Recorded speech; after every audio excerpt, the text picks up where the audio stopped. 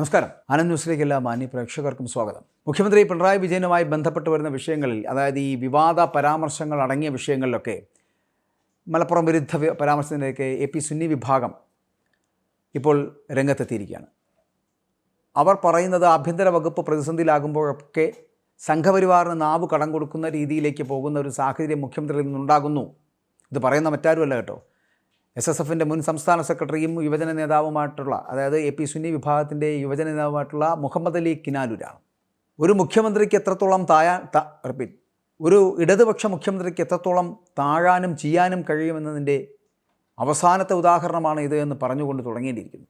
ഇതൊക്കെ ചെയ്യുന്നത് അൻവർ എന്ന് പറയപ്പെടുന്ന ഭരണകക്ഷിയിലെ തന്നെ MLA ആയിരുന്ന PV അൻവറിനെ പ്രതിരോധിക്കാൻ വേണ്ടിയിട്ടാണ് ഇത്തരത്തിലുള്ള ഒടുവിലത്തെ തുറുപ്പ് ചീട്ട് പോലും പിണറായി വിജയൻ എന്ന് പറയപ്പെടുന്ന മനുഷ്യൻ ഇറക്കുന്നത് എന്നതാണ്.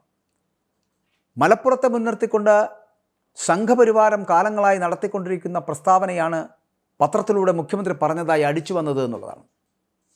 അതായത് ഒരു പ്രദേശത്തിൻ്റെ പേര് ഒരു അഭിമുഖത്തിൽ മുഖ്യമന്ത്രി പറഞ്ഞില്ല, അത് PR ഏജൻസി കൂട്ടിച്ചേർത്തതാണ് എന്നതൊക്കെ ചിലപ്പോൾ ശരിയായിരിക്കാം എന്നുകൂടി സുന്നി വിഭാഗം പറയുന്നുണ്ട്. പക്ഷേ അതിനു മുൻപ് അദ്ദേഹം നടത്തിയ പത്രസമ്മേളനത്തിൽ സ്വർണ്ണക്കടത്തും ഹവാലയും വിശദീകരിക്കുമ്പോൾ മലപ്പുറത്തെ പ്രത്യേകം മെൻഷൻ ചെയ്യുന്നുണ്ട്.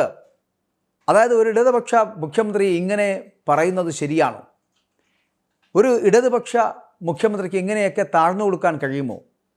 അങ്ങനെ ചെയ്യുന്നുണ്ട് എന്നുള്ളതിൻ്റെ ഏറ്റവും വലിയ തെളിവാണിതെന്ന് പറയേണ്ടിയിരിക്കുന്നു. അൻവറിനെ പ്രതിരോധിക്കാൻ വേണ്ടി ചെയ്യുന്ന ശ്രമങ്ങളാണ്. പക്ഷേ മുഖ്യമന്ത്രി ഇത്തരത്തിൽ പറയുമ്പോൾ ദക്ഷിണേന്ത്യയിൽ ഏറ്റവും കൂടുതൽ ക്രിമിനൽ കേസുകൾ രജിസ്റ്റർ ചെയ്യപ്പെടുന്ന ജില്ലയായിട്ട് മലപ്പുറത്തെ മാറ്റിയത് ആരാണ്? ജില്ലാ പോലീസ് മേധാവിയായിരുന്ന സുജിത് ദാസ് ആയിരുന്നു, അല്ലെങ്കിൽ ആ സുജിത് ദാസിൻ്റെ പോലീസാണ്. അതായത് ഒരേ കേസിൽ ഒന്നിലേറെ FIRകൾ ഇട്ടുകൊണ്ട് മഹത്തായിട്ടുള്ള ഈ നേട്ടത്തിലേക്ക് മലപ്പുറം ജില്ലയെ എത്തിച്ചിരിക്കുന്ന മഹാൻ എന്ന് പറയപ്പെടുന്ന സുജിത് ദാസ് എന്ന് പറയപ്പെടുന്ന SP ആയിരുന്നു. പോലീസിൻ്റെ ആ നടപടി ശരി തന്നെ എന്നല്ലേ ഇപ്പോൾ മുഖ്യമന്ത്രി വരികൾക്കിടയിലുള്ള പറഞ്ഞു വെക്കുന്നത് എന്ന് നമുക്ക് ചിലപ്പോൾ ചിന്തിക്കേണ്ടി വരും. ഇത്തരത്തിൽ കേരളത്തിൽ മലപ്പുറം ജില്ലയിൽ നിന്ന് മാത്രമാണോ സ്വർണ്ണക്കടത്തും ഹവാലാപ്പണവും പിടികൂടുന്നത്? അല്ലെങ്കിൽ അവിടെ മാത്രമാണോ കുറ്റകൃത്യങ്ങൾ നടക്കുന്നത്? അവിടെയെല്ലാം ഒരേ കേസിൽ വ്യത്യസ്ത FIRകൾ ഇടുന്നതാണോ രീതി? ആഭ്യന്തര വകുപ്പ് പ്രതിസന്ധിയിലാകുമ്പോൾ സംഘപരിവാറിന് വേണ്ടി നാവ് കടം കൊടുക്കുന്നത് വൃത്തികേടാണ് സാർ എന്ന് പറയാതിരിക്കാൻ കഴിയുന്നില്ല. പോലീസിലെ സംഘപരിവാർ വൽക്കരണമെന്ന് പറയപ്പെടുന്നത് ആരുടെ ആശീർവാദത്തോടെയാണ് എന്ന് ഇങ്ങനെ വെളിപ്പെടുത്തരുത്, എല്ലാത്തിനും ഒരു ഒളിയും മറയുമൊക്കെ വേണമെന്ന് പറഞ്ഞു വെക്കുകയാണ് സുന്നി വിഭാഗം. അവർ പറയുന്നത് പോലെ താൻ തന്നെ അവതരിപ്പിച്ച ട്രൗസർ കത്തിക്കൽ കഥ പൊട്ടിപ്പാളീസായതിൻ്റെ ജാള്യം മറയ്ക്കാനാകണം മുഖ്യമന്ത്രി ഇങ്ങനെയൊക്കെ പറയുന്നത് എന്ന് പറയാതിരിക്കാൻ കഴിയുന്നില്ല.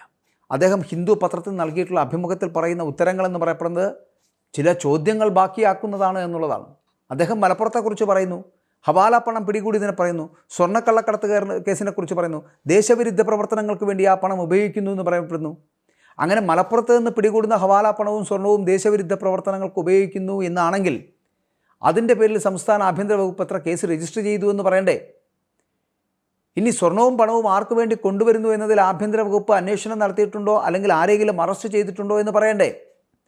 ഇനി പിടികൂടുന്ന സ്വർണം പൂർണ്ണമായും സർക്കാരിലേക്ക് എത്തുന്നില്ല എന്ന് തെളിവ് സഹിതം അൻവർ ആരോപണം ഉന്നയിച്ചിട്ട് ദിവസങ്ങളായിരിക്കുന്നു. എന്ത് നടപടി സ്വീകരിച്ചു ഈ ആഭ്യന്തര വകുപ്പ്?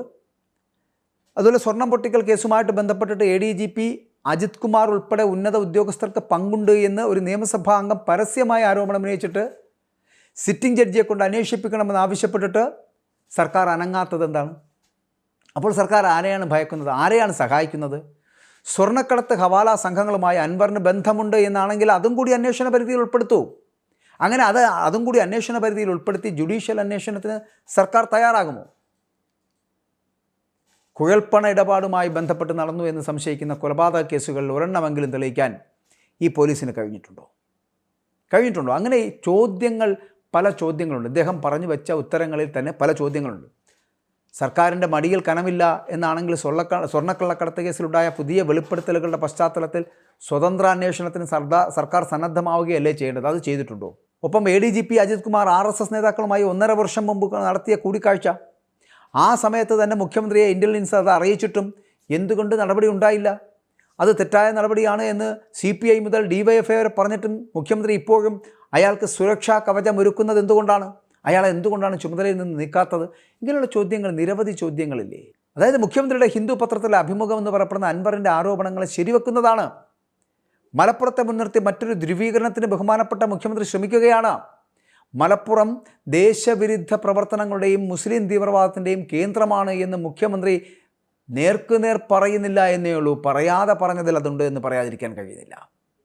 അതായത് RSS ബന്ധം ADGPയെ ചുമക്കുന്നതിൽ മാത്രമല്ല എന്ന് സംശയിക്കേണ്ടി വരുന്ന സാഹചര്യം.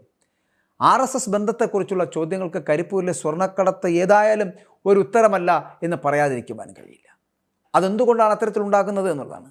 അപ്പോൾ ADGPയെ അടക്കം സംരക്ഷിക്കുവാൻ ശ്രമിക്കുന്ന ഇദ്ദേഹത്തിൻ്റെ ശ്രമങ്ങളെന്ന് പറയപ്പെടുന്നത്, മലപ്പുറം ദേശവിരുദ്ധ പ്രവർത്തനങ്ങളുടെ മേഖലയായി മാറുന്നു എന്ന് പറയപ്പെടുന്നത്, സ്വർണ്ണക്കള്ളക്കടത്തും ഹവാല പണമിടപാടും കൂടുതലായി നടക്കുന്നത് മലപ്പുറത്താണ് എന്ന് പറഞ്ഞു വെക്കാൻ ശ്രമിക്കുന്നത്, ഈ പണമെല്ലാം ഉണ്ടാക്കിയെടുത്ത് ദേശവിരുദ്ധ പ്രവർത്തനങ്ങൾക്കാണ് ഉപയോഗിക്കുന്നത് എന്ന് പറയപ്പെടുമ്പോൾ മുഖ്യമന്ത്രി ഒന്നറിയുക, മലപ്പുറം മാത്രമല്ല ഉള്ളത്, മലപ്പുറത്ത് മാത്രമല്ല ഹവാല പണമിടപാട് നടക്കുന്നത്, സ്വർണ്ണക്കള്ളക്കടത്ത് നടത്തുന്നത്, കൊലപാതകം നടക്കുന്നത് എന്നടക്കമുള്ള കാര്യങ്ങൾ മനസ്സിലാക്കുക.